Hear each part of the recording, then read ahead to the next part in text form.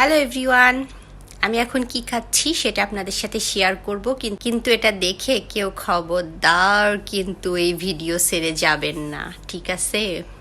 তো এই হচ্ছে আমি আজকে পাস্তা রান্না করেছি। 2 রকমের পাস্তা নিয়েছি, 2 রকম শেফের।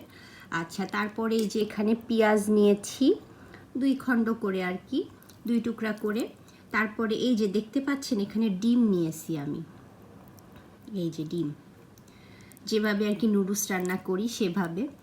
আর বিভিন্ন সস টস সব কিছুই তো দিয়েছি, চিজও দিয়েছি। আচ্ছা, আর একটা জিনিস আমি এখন খুঁজে পাচ্ছি না, দাঁড়ান একটু খোঁজার চেষ্টা করি। এই যে পাইছি, এই যে এটা কি বলেন তো, আলু, আলু কুচি করে দিয়েছি, ঠিক আছে? এই হচ্ছে আমার পাস্তা রান্না। তো আমার এই খাবার যদি ইটালিয়ানরা দেখে তো বলবে আমাদের খাবারের 12টা বাজায় দিয়েছিস। তো যাই হোক, আমরা বাঙালিরা সব পারি। তো আপনারাও এভাবে বাসায় তৈরি করে খাবেন, খুব শর্টকাটে করা যায়। নিজের মুখের স্বাদ হচ্ছে মেন জিনিস, যেটাতেই স্বাদ লাগবে আপনি সেভাবেই খাবেন। সেটা কোন দেশের খাবার কি খাবার সেটা দেখার তো দরকার নাই।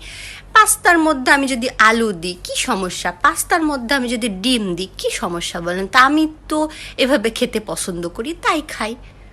Try it.